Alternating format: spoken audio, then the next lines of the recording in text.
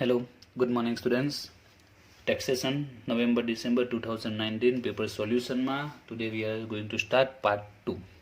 Part 2 માં આપણે solve કરીશું ક્વેશ્ચન નંબર 2. એમાં સૌથી પહેલું સમ પૂછાયું છે R&D partnership having two department M and V. The following is trial balance sheet on 31st March 19.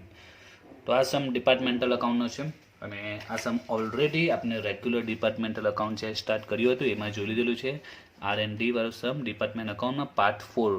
Okay, part 4નો વિડીયો ઓલરેડી અપલોડ છે. ડિપાર્ટમેન્ટ અકાઉન્ટ પ્લેલિસ્ટમાં તમે ચેક કરજો. ડિપાર્ટમેન્ટ અકાઉન્ટની પ્લેલિસ્ટમાં તમને પાર્ટ 4 મળી જશે, જેમાં આપણે ઓલરેડી આ દાખલો સોલ્વ કરી દીધો છે. ઓકે, એટલે આપણે એ સોલ્વ કરવાની જરૂર નથી, આપણે એના પછી આગળ વધીએ. એટલે તો ડિપાર્ટમેન્ટ અકાઉન્ટ આપણું ઓલરેડી કમ્પ્લીટ થઈ ગયું છે. પાર્ટ 4 બરાબર ચેક કરજો, પ્લેલિસ્ટમાં મળી જશે ડિપાર્ટમેન્ટ અકાઉન્ટ. એમાં 1 to 4માં લાસ્ટ પાર્ટ છે, જેમાં આપણે આ દાખલો સોલ્વ કર્યો છે. હવે એના ઓરમાં પૂછાયો છે ઇન્વેસ્ટમેન્ટ અકાઉન્ટનો સમ, એ આજે આપણે સોલ્વ કરીશું. તો સ્ટાર્ટ કરીએ આપણે ઇન્વેસ્ટમેન્ટમાં. રોશની ઇન્વેસ્ટમેન્ટ અકાઉન્ટ જોઈએ સમ. રોશની had a 6% government security on 1st April 18, which face value was 18,000 and capital value was 78,000. Okay, તો ફેસ વેલ્યુ આપેલી છે એન્ડ કેપિટલ વેલ્યુ આપેલી છે. એટલે આપણે જ્યારે બેલેન્સ ઇન્વેસ્ટમેન્ટ સ્ટાર્ટ કરીશું તો અકાઉન્ટ્સમાં એની ઓપનિંગ બેલેન્સની ફેસ વેલ્યુ છે અને કેપિટલ વેલ્યુ એટલે કે એની કોસ્ટ કહેવાશે. જે આપણે ટોન ફોર્મેટ આવે છે એમાં જે કોસ્ટ છે એ વેલ્યુ કહેવાશે 78. ટોન કોલમ બનાવીશું, એમાં આપણે face value, interest and cost, આ કોસ્ટની વેલ્યુ છે. Interest paid on 30 June and 31st December. ઇન્ટરેસ્ટની ડેટ છે 30 જૂન 31st ડિસેમ્બર.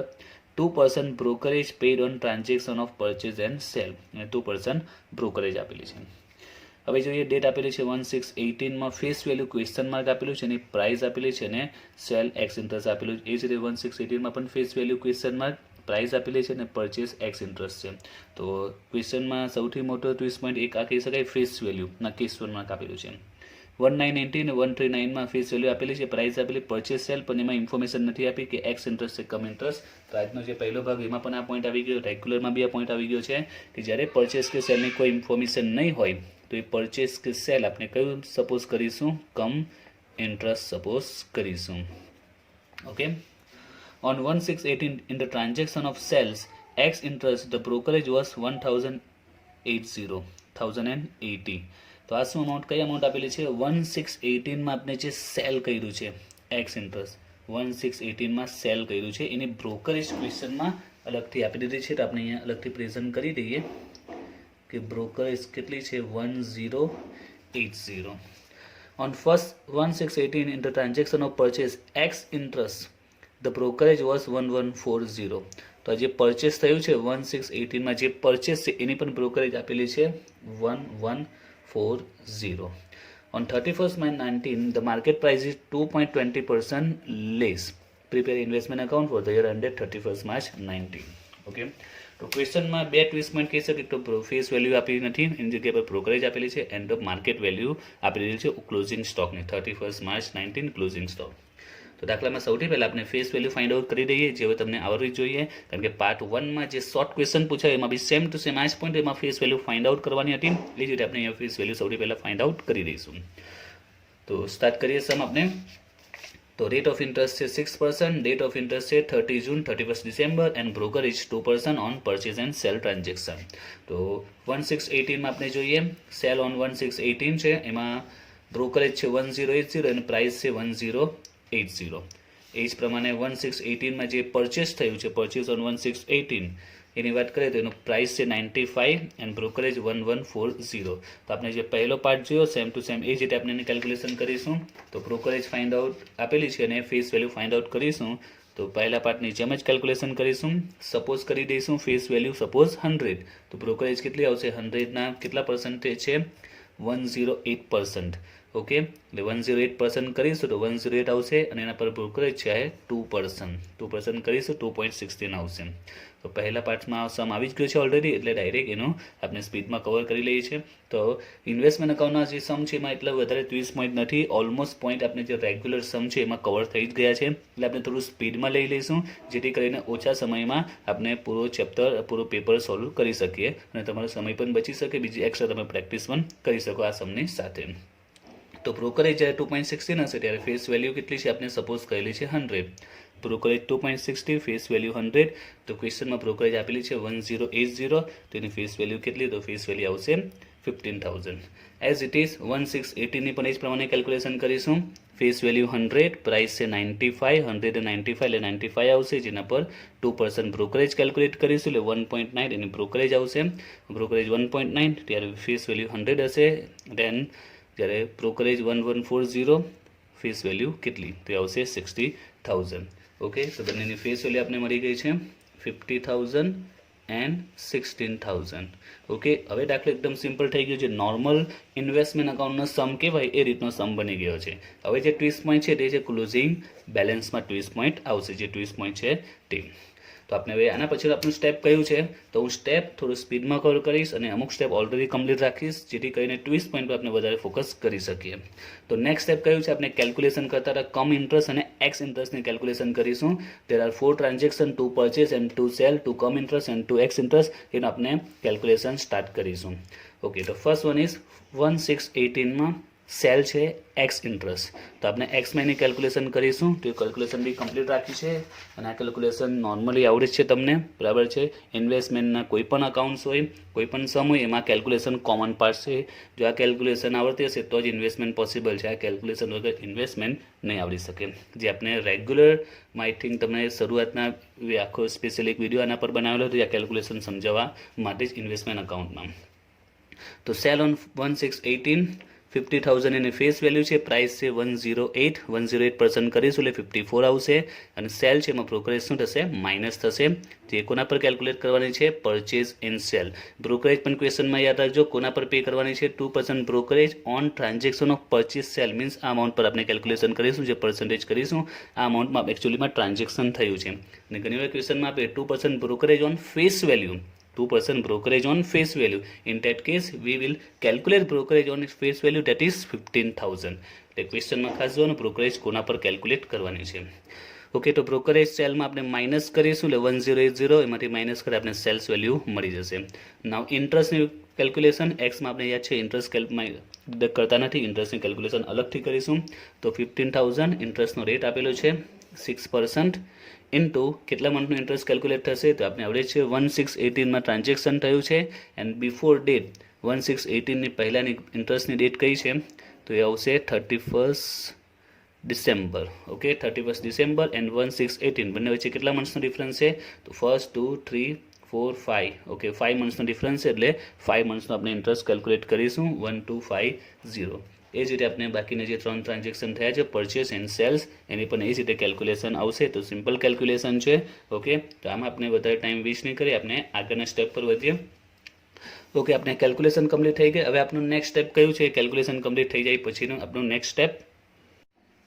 તો આપણો આગળનો સ્ટેપ છે, આપણે બધી ડેટ લખી દઈશું અને 1 by 1 ટ્રાન્ઝેક્શનને નંબર આપી દઈશું. 1 by 1 કયા ટ્રાન્ઝેક્શનની એન્ટ્રી આવશે તો આમાં આપણે જોઈએ તો આપણે ઓપનિંગ બેલેન્સ અને ક્લોઝિંગ બેલેન્સની ડેટ પહેલાં આપણે રાઇટ ડાઉન કરીશું 1 એપ્રિલ 18 એન્ડ 31 માર્ચ 19. ઓકે, દેન પછી જે પરચેસને સેલ થયા છે એની ડેટ આપણે લખીશું એન્ડ લાસ્ટમાં ઇન્ટરેસ્ટની જે ડેટ છે તે, જેમાં યર હોતું નથી, 30 જૂન એન્ડ 31 ડિસેમ્બર છે.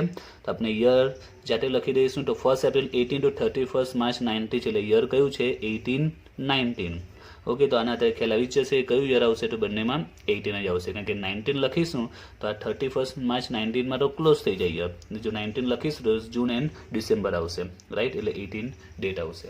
1 by 1 નંબર આપી દઈએ કે 1 by 1 કઈ એન્ટ્રી આવશે તો ફર્સ્ટ એન્ટ્રી તો ઓપનિંગ બેલેન્સની આવશે. ઓકે, એન્ડ સેકન્ડ એન્ટ્રી કઈ આવશે તો સેકન્ડ એન્ટ્રી 1618માં સેલ પણ છે પરચેસ પણ છે. તો બેમાંથી કઈ એન્ટ્રી ફર્સ્ટ આપવી, બિકોઝ બંનેની ડેટ સેમ જ છે, એક જ ડેટમાં સેલ એન્ડ પરચેસનું ટ્રાન્ઝેક્શન થયેલું છે.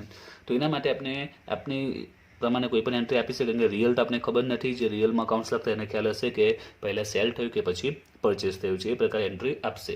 હવે આમાં આપણે જે ક્વેશ્ચનમાં આપેલું એ પ્રકારે આપણે ફોલો કરીએ. ક્વેશ્ચનમાં પહેલાં સેલ આપેલું છે ને પછી પરચેસ આપેલું છે, તો આપણે એને જ ફોલો કરી દઈએ કે પહેલાં આપણે સેલ લઈ લઈએ સેકન્ડ નંબર પર એન્ડ થર્ડ નંબર પર પરચેસ. બાય ચાન્સ તમે થર્ડ નંબર પર સેલ લો અને સેકન્ડ પર પરચેસ તો કોઈ ઇફેક્ટ નહીં પડશે, માર્ક્સ કોઈ કપાશે નહીં, બિકોઝ ક્વેશ્ચનમાં કોઈ ઇન્ફોર્મેશન નથી આપી. ફોર્થ નંબર એન્ટ્રી કોની આવશે, પરચેસ થઈ ગયું, ફોર્થ આવશે તો ઇન્ટરેસ્ટની ડેટ આવશે. દેન ફિફ્થમાં આવશે પરચેસની એન્ટ્રી આવશે. 6 નંબરમાં ઓકે અગેન ઇન્ટરેસ્ટ આવશે. 7માં સેલ થયું છે એન્ડ 8 ક્લોઝિંગ બેલેન્સ. ઓકે, હવે આપણે એન્ટ્રી પણ આવડે છે. ઓપનિંગ બેલેન્સ એ ક્યાં આવશે ઇન્વેસ્ટમેન્ટ અકાઉન્ટમાં, એ આવશે debit side and closing balance એ આવશે ક્રેડિટ સાઇડ. અને ખ્યાલ હોવો જોઈએ તમે ઓપનિંગ અને ક્લોઝિંગ બેલેન્સ સાથે બીજી એક એક્સ્ટ્રા એન્ટ્રી એડ થાય છે, કયો? અક્રુ ઇન્ટરેસ્ટ આપણે સાથે સાથે એડ કરીશું. જેટલા મંથનું અક્રુ ઇન્ટરેસ્ટ બાકી હોય તે મોસ્ટ ઓફ એ પ્રોબેબિલિટી 3 મંથ્સનું જ મોસ્ટ ઓફ ભાગે હોય છે. હવે સેલને પરચેસ છે તો સેલ શું થશે? Credit, purchase debit, cell credit થશે.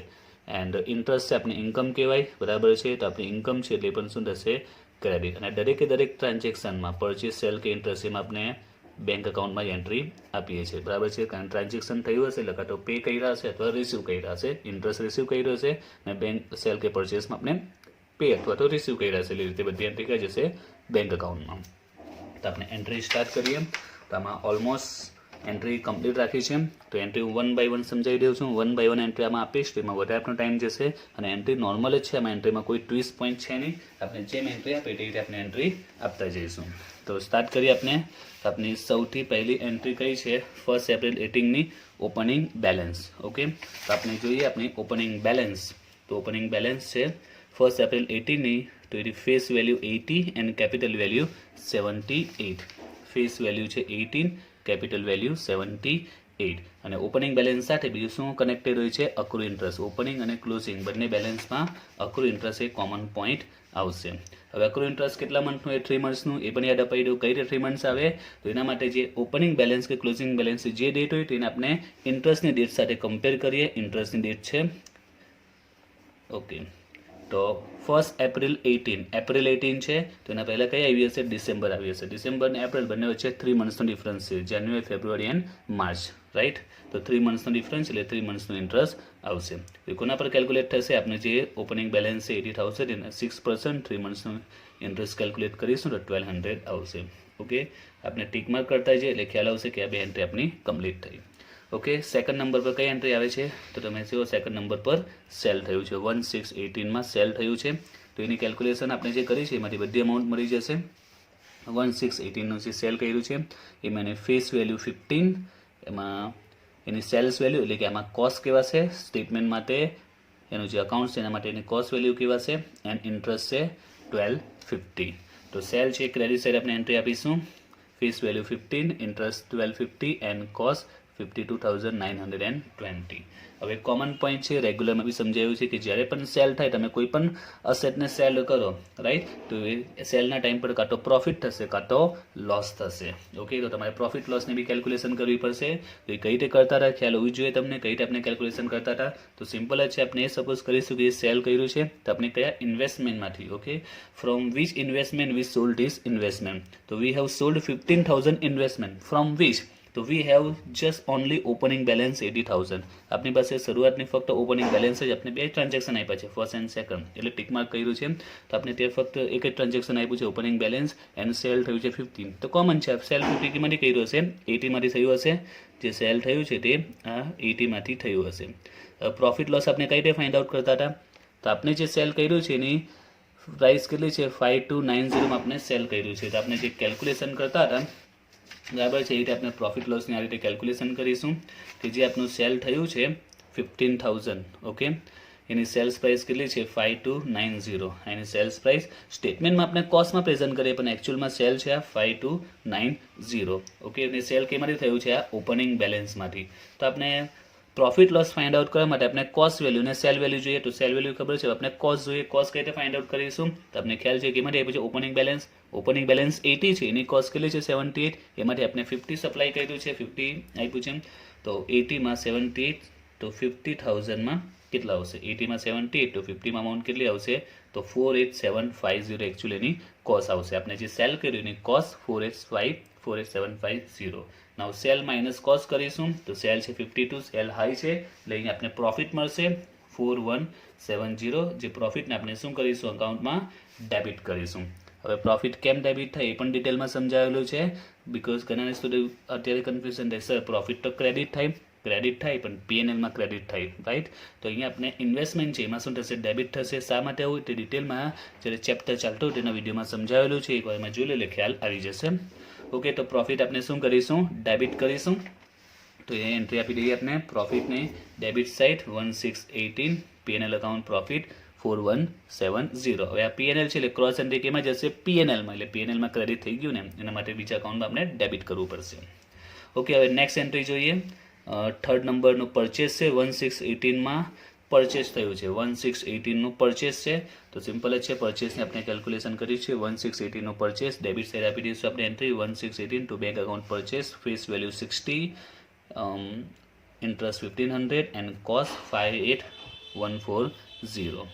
ઓકે, નેક્સ્ટ એન્ટ્રી જોઈએ. તો આપણી ફર્સ્ટ કમ્પ્લીટ થઈ ગઈ, સેકન્ડ થઈ ગઈ, થર્ડ થઈ ગયું. નાવ ફોર્થ એન્ટ્રી એ છે ઇન્ટરેસ્ટ. તો આપણે ઇન્કમ છે credit side, bank account interest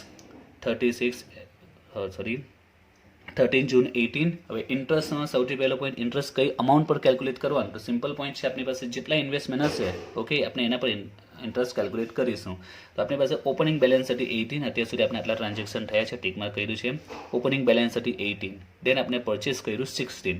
so we have 1,40,000. Okay, how much investment we have? 140. એમાંથી આપણે 50 સોલ્ડ કર્યું છે, તો 140 માંથી 50 સોલ્ડ કરીશું, so that we have balance of 90,000 investment, right? We have balance of 90,000 investment, જેના પર આપણે 6% નું rate of interest 6%. and remember this, કે જે ઇન્ટરેસ્ટ આવે છે એ એવરી 6 મંથ આવે છે, એટલે ઓલવેઝ આ ઇન્ટરેસ્ટ તમારે 6 મંથનું તમારે કેલ્ક્યુલેટ કરીશું. ઓકે, કે ઇન્ટરેસ્ટ ઓલવેઝ એ 6 મંથનું હોય છે. આફ્ટર 6 મંથ ઇન્ટરેસ્ટ આવતું હોય છે, એટલે 6 મંથ ઓલવેઝ એ કેલ્ક્યુલેટ કરીશું, જે આવશે 270. બીજો એક પોઈન્ટ ઘણા સ્ટુડન્ટ અહીંયા મિસ્ટેક કરે છે, જે પ્રોફિટ લોસની અકાઉન્ટ એ પ્રોફિટ કે લોસ હોય અમાઉન્ટ કોસ્ટમાં કોલમમાં લખવાની છે, ઘણીવાર ફેસમાં કે ઇન્ટરેસ્ટમાં લખાઈ જાય છે. તો આ રિમેમ્બર યાદ રાખજો, પ્રોફિટ કે લોસ હોય તે કોસ્ટની કોલમ એની અમાઉન્ટ આપણે શું કરવાની હોય છે. ઓકે, નેક્સ્ટ એન્ટ્રી 4 આવી ગઈ. નાવ ફિફ્થ પરચેસ છે 1918ની પરચેસ. તો 1918માં પરચેસ આપેલું છે, ડેબિટ સાઇડ એન્ટ્રી આપીશું. એની face value 70, interest 700 and cost છે 69272. 70,000 પરચેસની ફેસ વેલ્યુ, ઇન્ટરેસ્ટ 700 એન્ડ 69272 એની કોસ્ટ આવી ગઈ. Next entry 5 and 6. તો અગેન ઇન્ટરેસ્ટ આવ્યું છે 31st December 18. તો હવે આપણે કેલ્ક્યુલેટ જે અત્યારે કર્યું 3618 એ જ પ્રમાણે. તો આપણી પાસે કેટલા ઇન્વેસ્ટમેન્ટ છે, તો આપણે ટીક માર્ક કર્યું છે, અત્યાર સુધી આપણે એન્ટ્રી આપી દીધી છે.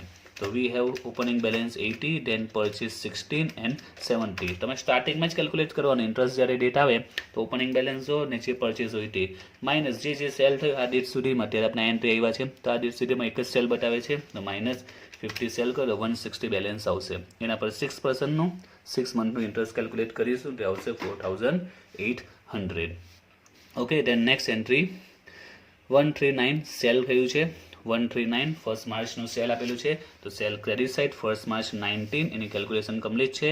એની face value 40, interest 400 and sales value જે આપણે સ્ટેટમેન્ટ માટે અકાઉન્ટ્સ માટે એની કોસ્ટ વેલ્યુ કહેવાશે 42720 આવશે અહીંયા 720 43120 માઇનસ ઓકે 720 એન્ડ સેલ આવ્યું છે. અગેન જ્યારે પણ સેલ આવશે એટલે આપણે પ્રોફિટ લોસની કેલ્ક્યુલેશન કરીશું. તો વિચાર આપણે સેલ કેમાંથી આપ્યું હશે, okay, from which investment we sold this investment 40,000. તો આપણે ફીફો મેથડ છે, ઓકે, ફીફો મેથડ પ્રમાણે ફર્સ્ટ ઇન ફર્સ્ટ આઉટ ક્વેશ્ચનમાં આપેલું છે ફીફો મેથડ, ઓલમોસ્ટ ફીફો જ હોય, અને without any information we always follow FIFO method. જો કોઈ ઇન્ફોર્મેશન નહીં હોય તો આપણે ફીફો જ સપોઝ કરીશું, અને આપણે દાખલામાં કહ્યું છે ફીફો પ્રમાણે, તો આપણે ફીફો પ્રમાણે કેલ્ક્યુલેશન કરીશું as per FIFO method, and without any information we also prefer FIFO method. તો FIFO means first in first out, એટલે જે શરૂઆતમાં હશે તેમાંથી આપણે સ્ટોક સપ્લાય કરીશું. તો આપણે 40,000 સપ્લાય કરવાનું છે, તો કેમાંથી આપીશું? તો આપણે સ્ટાર્ટિંગમાં જોઈએ વી હેવ ઓપનિંગ બેલેન્સ 18,000, બટ એમાંથી આપણે 15,000 ઓલરેડી સેલ કરી દીધું છે. ઇટ મીન્સ એમાં બેલેન્સ કેટલી છે? 30,000 બેલેન્સ છે આપણી પાસે.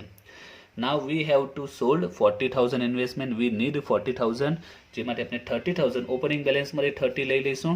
Now remaining 10,000 we have sell 40, it means we need 40,000 investment, right? 40,000 rupees stock.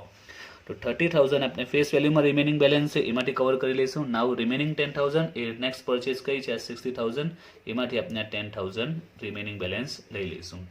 Okay, તો હવે આની પણ જેમ કેલ્ક્યુલેશન કરીએ તેમ 18,000ની કોસ્ટ આટલી છે, 78,000 તો 30,000ની કેટલી, એ જ રીતે 60,000ની કોસ્ટ 5810 તો રિમેનિંગ 10,000 છે, એ સોરી એમાંથી 10,000 આપણે લઈશું તો 10,000ની કેટલી, તો એની કેલ્ક્યુલેશન આપણે જે સેલ કર્યું 40,000 એની સેલ વેલ્યુ છે 42,720. ઓકે, એમાં આપણે 30,000 ક્યાંથી લઈશું, from opening balance first April 18 and remaining 10,000 એ 1618ની જે પરચેસ છે એમાંથી કવર કરીશું. હવે સિમ્પલ સ્ટેપ છે, 30,000 આપણે ઓપનિંગ બેલેન્સમાંથી લઈએ છીએ, ઓપનિંગ બેલેન્સ 80 છે, એની કોસ્ટ 78,000 છે, એમાંથી આપણે 30 સોલ્ડ કરીશું તો 80માં 78 તો 30માં કેટલા, તો એની કોસ્ટ આવે છે 29250.